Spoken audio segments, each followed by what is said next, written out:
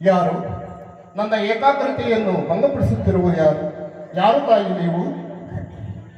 ನೀನು ಪೂಜಿಸುವ ಸರ್ವಸಾಕ್ಷಿಯ ಸೂರ್ಯ ನಿನಗೆ ಮೊದಲು ಸ್ವಲ್ಪ ಬಗ್ಸಿ ಕುಂತಿ ಎಂದು ಕರೆಯುವರು ಮಗನೇ, ಕುಂತಿ ಎಂದು ಕರೆಯುವರು. ಏನು? ನನ್ನ ಹೆತ್ತ ತಾಯಿಯಾದ ಕುಂತಿ ದೇವಿಯೇ? ಅಮ್ಮ ಅಮ್ಮ, ಈ ದಿನ ಎಂತಹ ಶುಭ ದಿನ ತಾಯಿ! ನಿನ್ನ ದರ್ಶನ ಭಾಗ್ಯವಾದ ಈ ಶುಭ ದಿನವಲ್ಲವೇ?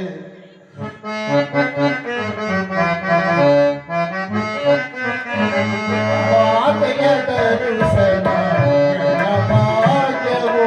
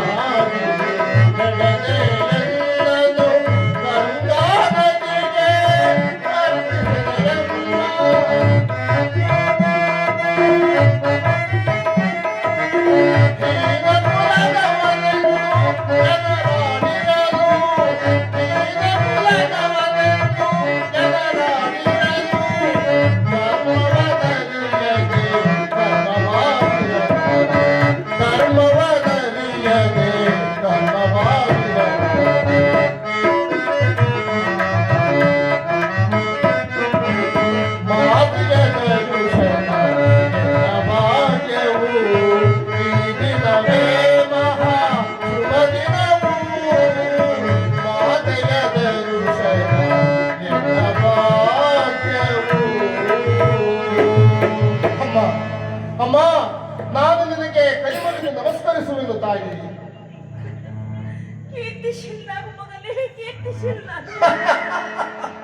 ಅಮ್ಮ, ಕೀರ್ತಿ ಎಲ್ಲಿ ತಾಯಿ? ನನ್ನ ಕೀರ್ತಿ ನಾನು ಹುಟ್ಟಿದ ಕೂಡಲೇ ನನ್ನನ್ನು ಗಂಗಾ ನದಿಯಲ್ಲಿ ತೇಲಿ ಬಿಡಲು ನಾನು ಮಾಡಿದ ಅಪರಾಧವಾದರೂ ಏನು ತಾಯಿ? ಈ ಪಾಪಿಯ ದೇಹವನ್ನು ಅಲ್ಲಿಯ ಜಲಚರಗಳು ಸಹ ತಿನ್ನದೆ ಹಾಗೆ ಬಿಟ್ಟವು. ಅಮ್ಮ, ಕಾಡಿನಲ್ಲಿ ವಾಸಿಸುವ ಕ್ರೂರ ಮೃಗಗಳು ಸಹ ತಮ್ಮ ಮರಿಗಳನ್ನು ಅದೆಷ್ಟೋ ಮಮತೆಯಿಂದ ಪ್ರೀತಿಯಿಂದ ಕಾಪಾಡುವವು. ಹೀಗಿರುವಲ್ಲಿ ನಾನು ಹುಟ್ಟಿದ ಕೂಡಲೇ ನನ್ನನ್ನು ಗಂಗಾ ನದಿಯಲ್ಲಿ ತೇಲಿ ಬಿಡಲು ನಾನು ಮಾಡಿದ ಅಪರಾಧವೇನು ತಾಯಿ? ನಾನು ಮಾಡಿದ ಅಪರಾಧವೇನು ತಾಯಿ? ಅಮ್ಮ, ಹೋಗಲಿ ಬಿಡು. ನೀನು ನನ್ನ ಹೆತ್ತ ತಾಯಿ, ಆ ದೈವಕ್ಕೆ ಸಮಾನನಾದವಳು. ನಿನ್ನನ್ನು ದೂಷಿಸಿದರೆ ನಾನು ಪರಮ ಪಾಪಿಯಾಗಿ ಈ ಲೋಕದಲ್ಲಿ ಬಾಳಬೇಕಾಗುವುದು. ಅಮ್ಮ, ಇಷ್ಟು ದಿನಗಳ ಮೇಲಾದರೂ ನನ್ನ ಮೇಲೆ ದಯೆ ಬಂದಿತಲ್ಲ, ಕರುಣೆ ಬಂದಿತಲ್ಲ ತಾಯಿ.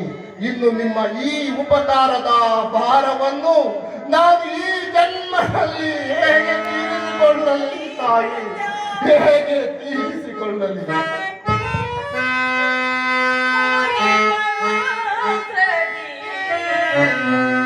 ಅಡಿ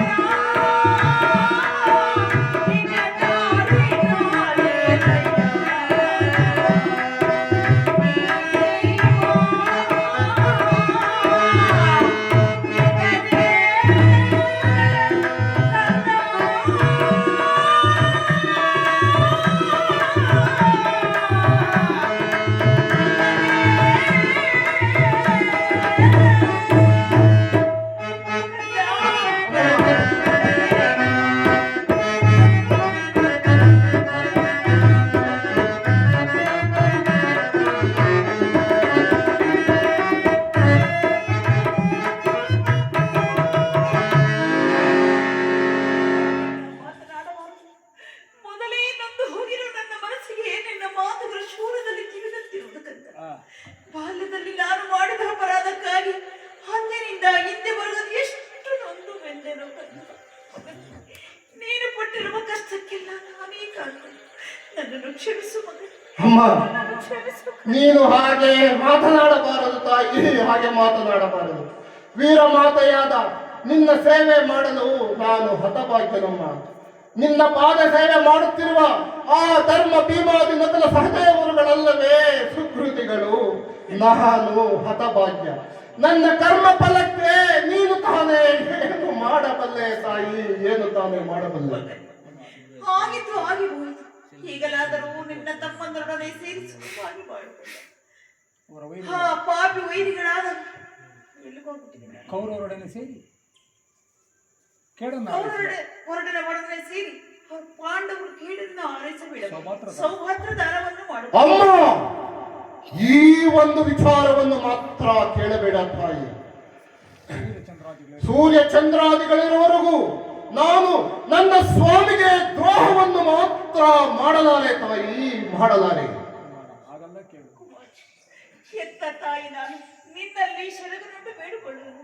ಪಾಂಡವರು ನುಡಿಸು ಮಗನಿ, ಅವರೊಡನೆ ವೈರತ್ವವನ್ನು ಕಳೆಯ ಕಂದ. ಅಮ್ಮ, ನೀನೇ ಹೇಳು. ಪರದಾತನು ನನ್ನನ್ನೇ ನಂಬಿ ಯುದ್ಧವನ್ನು ಹೂಡಿರಬೇಕಾದರೆ, ಆತನ ಕಾರ್ಯಗಳು ನನ್ನಿಂದಲೇ ಸಾಧ್ಯವಾಗಬೇಕಾದರೆ, ಆತನಿಗೆ ವಿಘ್ನಗಳು ಬಂದು ಒದಗಿರಬೇಕಾದರೆ, ನಾವು ಈ ಸಂಬಂಧಗಳನ್ನು ಕಲ್ಪಿಸಿಕೊಂಡು ಆತನನ್ನು ತೊರೆಯುವುದು ಧರ್ಮವೇ, ನ್ಯಾಯವೇ? ಹಾಗೆ ಮಾಡಿದರೆ ನಮ್ಮ ವಂಶಕ್ಕೆ ಕಳಂಕವಲ್ಲವೇ? ನಾಳೆ ಹುಟ್ಟುವ ಮಕ್ಕಳು ಮೊಮ್ಮಕ್ಕಳು ನನ್ನನ್ನು ಶಪಿಸರೆ, ವೀರ ಕ್ಷತ್ರಿಯರೆಲ್ಲರೂ ನನ್ನನ್ನು ತಿರಸ್ಕರಿಸುವರಲ್ಲವೇ? ಅಮ್ಮ, ಈ ವಿಷಯದಲ್ಲಿ ನೀನೇ ನನಗೆ ಹಿತಬೋಧ ಮಾಡಬೇಕು ತಾಯಿ. ನಿಜ, ನೀನು ಹೇಳುವುದು ನಿಶ್ಚಯ. ಆದರೆ ಪಾಂಡವರು ನಿನ್ನ ಬೆನ್ನ ಹಿಂದೆ ಹುಟ್ಟಿದ ಸಹೋದರರಲ್ಲವೇ? ಅವರನ್ನು ಕಾಪಾಡುವುದು ಹಿರಿಯನಾದ ನಿನ್ನ ಕರ್ತವ್ಯವಲ್ಲವೇ ಕಂದ? ನೀವು ಜನ ಸೇರಿ ರಾಜ್ಯಭಾರ ಮಾಡುವುದನ್ನು ನಾನು ಕಣ್ಣಾರೆ ಕಂಡು ಸಂತೋಷ ಪಡಬಾರದೆ ಮಗನೇ. ಹೇಳು ಮಗನೇ, ಹೇಳು. ಅಮ್ಮ, ಹತಭಾಗ್ಯನಾದ ನನಗೆ ಆ ಒಂದು ಪುಣ್ಯ ಎಲ್ಲಿಂದ ಬರಬೇಕು ತಾಯಿ? ಅಮ್ಮ, ನೀನೇಕೆ ಭಯಪಡುವೆ? ಶ್ರೀಕೃಷ್ಣ ಪರಮಾತ್ಮನೇ ಪಾಂಡವರು ತನ್ನ ಪ್ರಾಣಗಳೆಂದು ಹೇಳಿ ತಿರುಗಾಡುತ್ತಿರುವಾಗ ಆತನೇ ಆ ಪಾಂಡವರನ್ನು ಕಾಪಾಡದಿದ್ದರೆ ಬೇರೆ ಯಾರು ತಾನೇ ಕಾಪಾಡಬಲ್ಲರು ತಾಯಿ? ನಿಜ. ಆದರೆ ಲೋಕೈಕ ವೀರನಾದ ನೀನು ಆ ಸುಯೋಧನಲ್ಲಿ ಸೇರಿ ಯುದ್ಧವನ್ನು ಹೂಡಿರುವಾಗ ನಾನು ಹೇಗೆ ತಾನೇ ಭಯಪಡಿದ್ರಿ?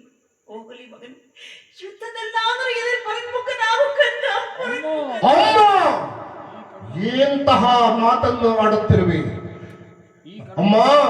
ನನ್ನ ಸ್ವಾಮಿಯ ವಿಶ್ವಾಸವನ್ನು ನೀನು ಏನು ತಾನೇ ಬಲ್ಲೆ ತಾಯಿ? ಈ ಕರ್ಣನು ಪರೋನ್ಮುಖನಾಗತಕ್ಕಂತಹ ನೀಚನು ಹೇಳಿಯೂ ಅಲ್ಲ ತಾಯಿ. ನನ್ನ ಭುಜಗಳಲ್ಲಿ ಪರಾಕ್ರಮ ಇರುವವರೆಗೂ ನನ್ನ ಸ್ವಾಮಿಗಾಗಿ ಹೋರಾಟ ನಡೆಸಿ ನನ್ನ ಪ್ರಾಣವನ್ನು ಆತನಿಗಾಗಿಯೇ ಮೀಸಲಾಗಿಟ್ಟಿರುವೆನು ಅಮ್ಮ. ಆ ನನ್ನ ಸ್ವಾಮಿಯು ನನ್ನ ಮೇಲೆ ಇಟ್ಟಿರುವ ವಿಶ್ವಾಸವನ್ನು ನೀನು ಏನು ಬಲ್ಲೆ? ಇಡೀ ಪ್ರಪಂಚವೇ ನನ್ನನ್ನು ದೂರ ಬಿಟ್ಟಿದ್ದಾಗ ಮನ್ನಣೆಯಿಂದ ನನ್ನನ್ನು ಸಾಕಿ ಸಲುಹಿದ ಸ್ವಾಮಿಯಲ್ಲವೇ?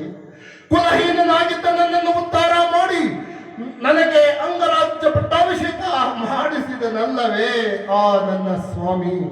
ನನ್ನನ್ನು ತನ್ನ ಹೃದಯದ ಸಖನೆಂದು ನಂಬಿರುವ ಆತನನ್ನು ನಾವು ಈ ಸಂಬಂಧಗಳನ್ನು ಕಲ್ಪಿಸಿಕೊಂಡು ಆತನಿಗೆ ದ್ರೋಹ ಮಾಡಿದರೆ ಅದು ಕೊಲೆ ಪಾತಕಗಳಿಗಿಂತಲೂ ಕೀಳಾದುದಲ್ಲವೇ?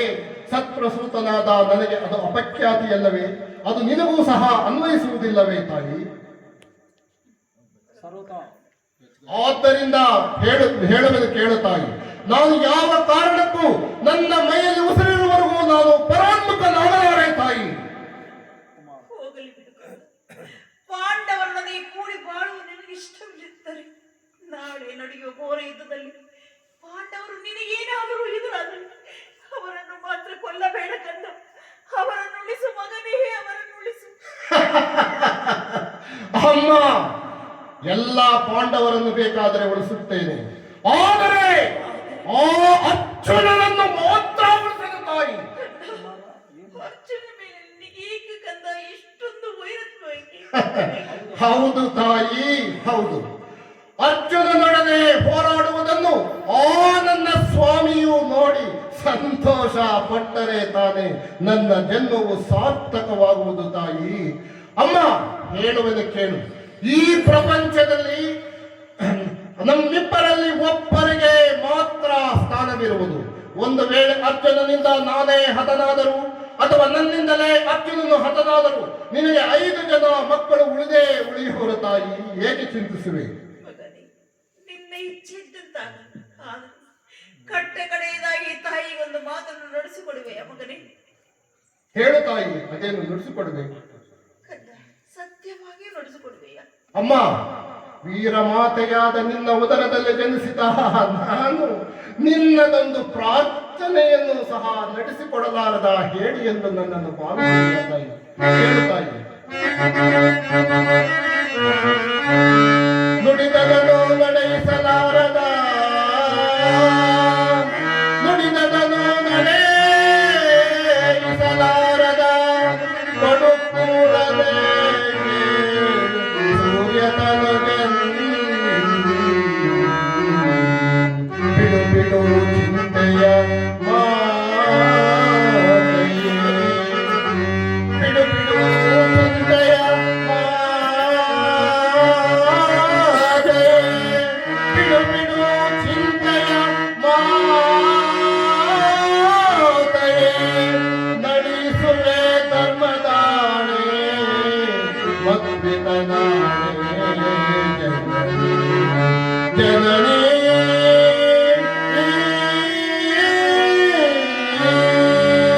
ಅಮ್ಮ, ಈಗಲಾದರೂ ಕೇಳಿ ತಾಯಿ. ಕಂದ, ದೊಡ್ಡ ಮಾಡವ ಕೊಡದೆಯ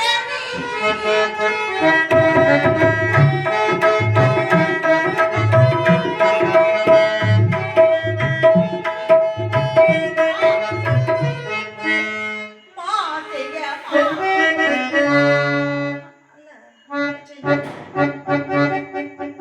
ದೊಡ್ಡ ಮಾಡವ ತೊಡದೆಯ ನೀನು ನಿನ್ನ ಕಣದೆ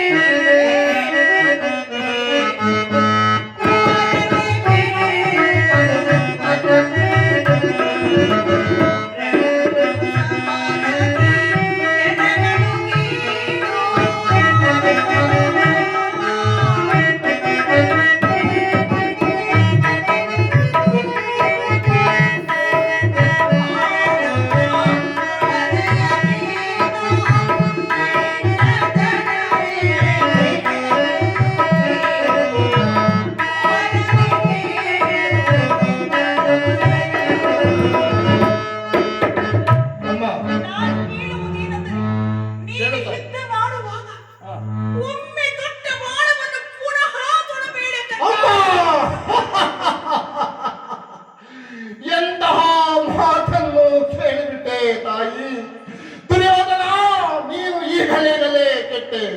ಮಿತ್ರನ, ನೀನು ಈಗಲೇ ಕೆಟ್ಟೆ. ಈ ಪ್ರಪಂಚದಲ್ಲಿ ಮಾತೃ ಹೃದಯವು ಮಕ್ಕಳನ್ನೆಲ್ಲ ಒಂದೇ ಸಮನಾಗಿ ಕಾಣುವುದು ಎಂದು ಭಾವಿಸಿದ್ದೆ.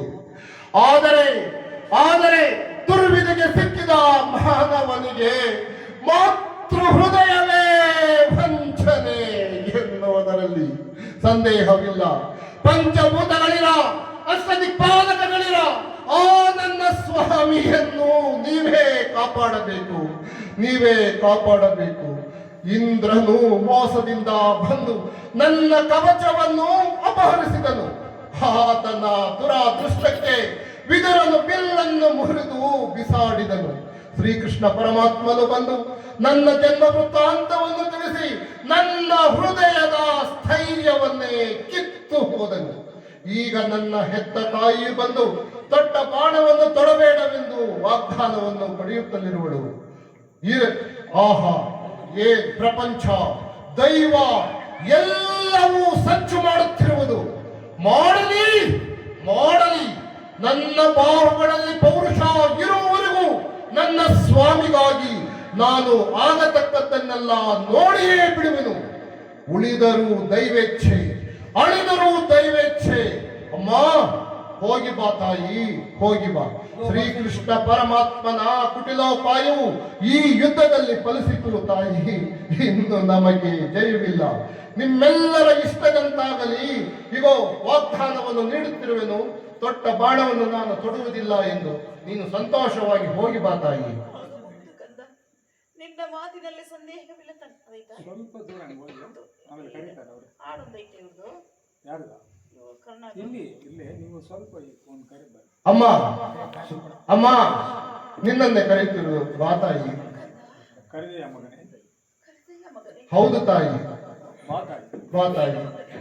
ಅಮ್ಮ, ನಾನು ನಿನ್ನ ಮಗನೆಂಬ ವಿಚಾರವನ್ನು ಈ ಯುದ್ಧ ಮುಗಿಯುವವರೆಗೂ ನೀನು ಯಾರ ಬಳಿಯೂ ಸಹ ಹೇಳಬಾರದು. ಕಂದ, ಮತ್ತು ನಾನು ಅಕಸ್ಮಾತ್ ಈ ಯುದ್ಧದಲ್ಲಿ ನಾನು ವಿಧಿವಶನಾದರೆ ನನ್ನ ಉತ್ತರ ಕ್ರಿಯಾದಿಗಳನ್ನು ಸತ್ಯಸಂಧನೂ ಧರ್ಮಶೀಲನೂ ಆದ ಆ ಧರ್ಮದಿಂದಲೇ ನಡೆಸಿಕೊಡಬೇಕೆಂದು ನಾನು ನಿನ್ನಲ್ಲಿ ಕೈ ಮುಗಿದು ಪ್ರಾರ್ಥಿಸಿಕೊಳ್ಳುತ್ತೇನೆ. ಕಂದ, ಮಗನೇ, ಇಂತಹ ಈ ಮಾತನ್ನಾದರೂ ನಡೆಸಿಕೊಡುತ್ತಾಯಿ. ಕಂದ, ಅದೇನು ಹೇಳು ಮಗನೇ. ಆಯ್ತಲ್ಲ? ಆಯ್ತು, ಆ ಪುಷ್ಟಿ ಹೇಳ್ಬೇಕಾಗಿತ್ತು. ಅವ್ರು ಲಾಸ್ಟ್ ಆಗಿ ಹೇಳ್ತಾರೆ. ಅಯ್ಯೋ ದೈವವೇ, ಇಂತಹ ಸಂಕಟಗಳಿಂದಲೇ ಸಾಮ್ರಾಜ್ಯ ಉಳಿಯುವುದಾದರೆ ಎಂತಹ ಸಾಮ್ರಾಜ್ಯ ಈ ಪ್ರಪಂಚದ ಇಲ್ಲದೆ ಹೋಗಲಿ ಕಂದ, ಇಲ್ಲದೆ ಹೋಗಲಿ ಮಗನೇ.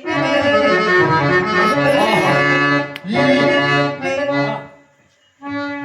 ದೈವಾನುಕೂಲವಿಲ್ಲದ ಮನುಷ್ಯನು ಈ ಪ್ರಪಂಚದಲ್ಲಿ ಬದುಕಿದರು ವ್ಯಕ್ತ